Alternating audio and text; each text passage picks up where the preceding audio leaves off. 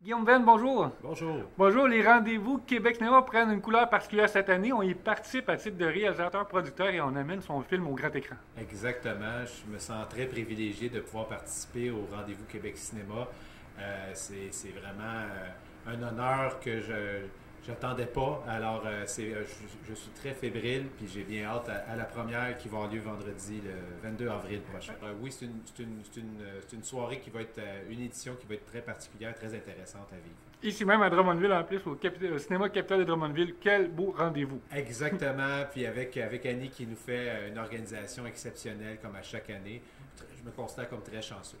On va parler du film maintenant. Rêver ma vie, en fait, une première autoproduction et en fait un premier long métrage surtout. Exactement, c'est un premier long métrage pour moi. C'était un travail de longue haleine, plusieurs années d'investissement de temps. Et ça a été un processus qui m'a beaucoup apporté personnellement. Et d'en voir le résultat aujourd'hui après les années de travail, de post-production, j'en suis très heureux. Et on parle d'un film qui est quand même assez particulier. On parle des ACV et c'est un domaine qui a été peu exploité au cinéma. Effectivement, c'est un domaine, c'est un sujet qui a été peu exploité. C'était une des raisons que j'ai choisi le thème. On parle beaucoup de films sur des cancers, sur Parkinson ou des trucs comme ça, mais l'AVC, c'est quand même une maladie qui est très commune au Québec, au Canada, et c'est un sujet que je trouvais qui toucherait les gens un peu plus, et j'ai fait des recherches par rapport à ça. J'ai rencontré des gens qui ont vécu des AVC, comment ils vivaient avec ça, et il y a plusieurs scènes dans le film qui sont des événements que certaines personnes que j'ai rencontrées ont vécu. Oui, je suis parti de copropriétaire au cinéma, mais on essaie de tout mélanger ça ensemble. On a fondé une entreprise qui s'appelle RGFM Média qui fait aussi de la publicité, mais qui est maintenant impliquée dans la production de films. Alors, moi, ça m'apporte beaucoup comme personne et ça m'apporte beaucoup au niveau professionnel également. Ça fait des contacts et de voir quelque chose qui s'épanouit comme ça, c'est quelque chose que je veux envoyer aux gens autour de moi aussi également. Absolument, c'est le début de notre histoire. Donc, on a une situation qui est positive, où on a un homme qui vague à ses occupations et tout d'un coup, l'impossible arrive, se retrouve à l'hôpital et on lui apprend qu'il est paralysé d'un côté, il subit de la fatigue également, c'est-à-dire qu'il a de la misère à dire certains mots. Et là, on va commencer le processus de la rééducation, on va le suivre à travers les 5 étapes du deuil. C'est une partie importante du film. Donc, on vit au fur et à mesure le déni, la colère, la tristesse, le marchandage et la résilience, qui sont les 5 étapes qui sont abordées dans le film.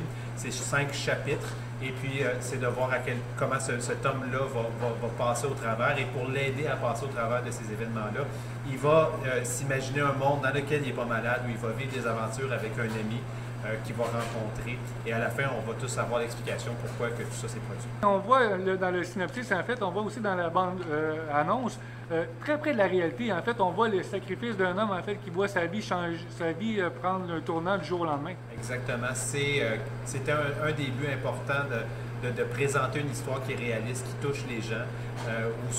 Puis on voit aussi que c'est en région. C'est pas que je ne vais pas faire un film urbain de ville, mais pour moi, je vis en région. C'était important aussi de raconter une histoire comme ça, sur laquelle les gens pouvaient s'identifier. Oui, c'est une histoire qui est touchante. C'est un commentaire qui revient souvent aux gens qui ont vu le film. Ça reste pour eux. Une description intéressante dans le film, en fait, et parle-nous, en fait, de cette description-là. Et je crois même, je me suis laissé dire que ton fils jouait dans la production. Oui, absolument. On a essayé de trouver des talents, certains de Sorel-Tracy, certains de Montréal. J'ai été chanceux d'avoir un casting qui est hyper talentueux, qui sont très impliqués. Frédéric Gagnon, qui est l'acteur principal, qui offre une performance exceptionnelle. Mon fils a joué dans le film, fait le rôle principal enfant, qu'on va pouvoir découvrir plus jeune. Et il y a plein d'autres acteurs, J.C. Lauzon qui reste aussi dans le coin de Sorel, Diane-Marie Racicot, on a Fabien Dupuis, Carole Châtel, Maxime de Cotteret qui se sont généreusement déplacés dans notre région pour pouvoir tourner le film. Un film assurément qui va faire parler de lui, on n'en doute pas. Déjà, la bande-annonce a stimulé beaucoup d'intérêt. En fait, on a déjà beaucoup de commentaires, nous, en fait, pour ceux qui l'ont vu. Moi, le premier, donc un film à voir absolument. Bien, merci beaucoup. Oui, la bande-annonce est touchante. On a beaucoup de commentaires positifs. C'était justement à une convention de cinéma où on a présenté la bande-annonce récemment.